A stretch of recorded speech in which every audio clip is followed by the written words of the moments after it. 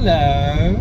Hola. And welcome. That sounded very Tales of Ribaldry, wasn't it? It was. Hello and welcome to Tales of Ribaldry.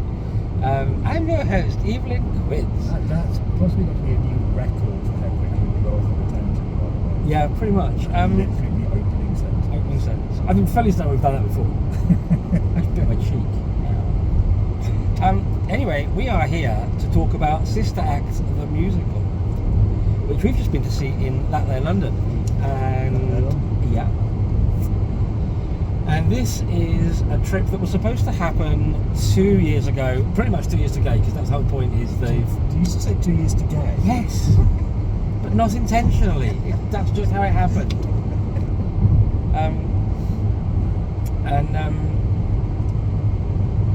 What was I saying? It's supposed to happen 2 years ago. 2 years today. And obviously because of COVID it didn't, so they got moved to today. But originally this run had Whoopi Goldberg reprising the role of Dolores. Looking at the singing required, do you see Whoopi pulling that off? Is Whoopi a singer in that way?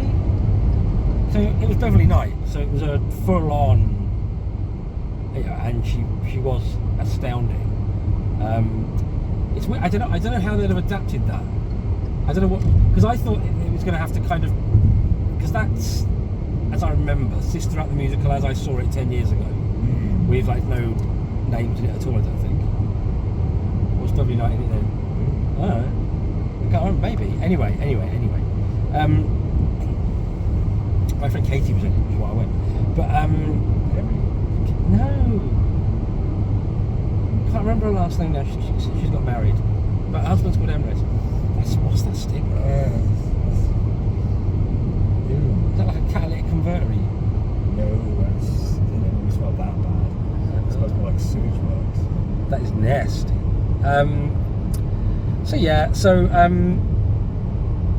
And Jennifer Saunders playing the Mother Superior.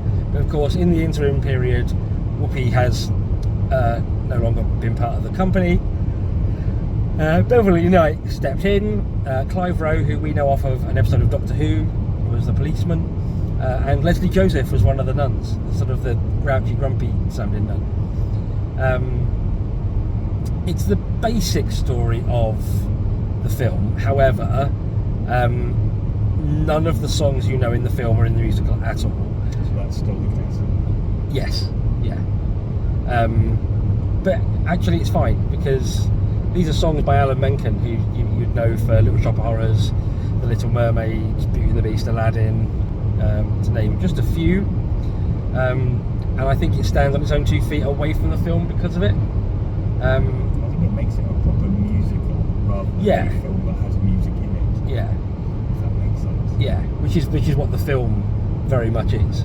Whereas this, like you say, it's a full-on musical in its own right. But it was a lot of fun. It was an absolute hoot. We laughed pretty much all the way through.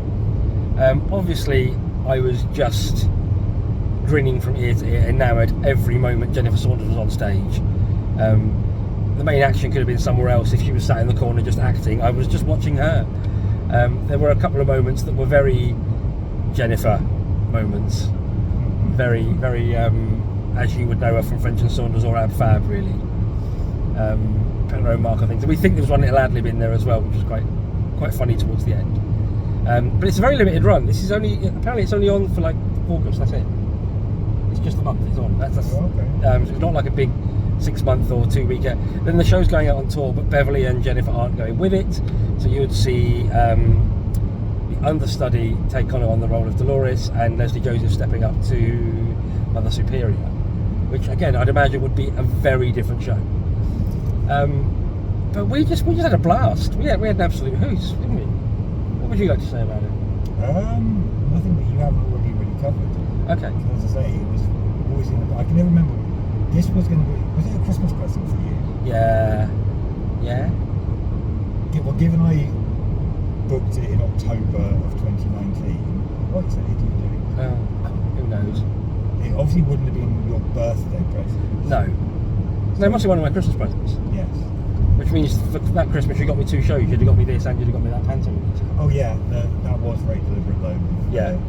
Because the panto was very much you always used to bag on about how you wanted to see. The Palladium Panto. Yes. Yeah. Well, the Palladium Panto this year, in a sort of semi-linked subject, has Dawn French. Ooh. I mean, if we can get tickets for last night, I am tempted. I can't lie. A lot of the cast is the same as what we saw, but the fact that they've got Dawn French as Dame Trot, I'm a bit like, ooh, Dawn French in a Panto. I mean, come on. You almost can't not really. But so yeah, I mean, what I loved about this was it was I thought the staging and the set was quite simple but massively effective. There's some wonderful sight gags, again very simple but very effective. And yeah, I mean, there's not a lot to say about the story because you know the story from the film, but it's very camped up, it's very tongue-in-cheek. Oh, it's incredibly camp. It's I thought very colourful as well, given that the bulk of the main cast are in black and white the entire Yes. production. Yeah. Actually, there's a lot of colour added out of other places. There's a wonderful song the policeman has about his dreams, and he came on and I thought, God, he's looking a bit chunky there. I don't know, I've not clocked that before. And it turned out to be a big costume reveal. So he basically had his policeman's uniform, it was ripped off, and he had like this Elvis-y show suit underneath, which then ripped off to have the police uniform underneath again for the end of the number, which was absolute brought the house down. Yes. And then for the finale, the nuns all come out in various sequined habits, but in an array of colours that's absolutely gorgeous. Very Rainbow Pride colours. Yeah, as it well. was. Yeah, I don't know if that's intentional, but it's set in 1977, whereas the movie I think was set when it was, which was 92 or whatever. So they really lean into the disco element as well. There's that kind of soul, which I think again lends something to the gospel-y kind of stuff. Yes. But the characters are there. They're like the Kathy Najimy character is there. They go to the bar like they do. It's all the whole thing. But yes, it was an absolute scream. If it was sticking around, I'd say definitely see this cast. But I think it will still be a worthy show to see on tour, and it's going off on tour from sort of September, October time around the UK. So if it comes near you, do check it out.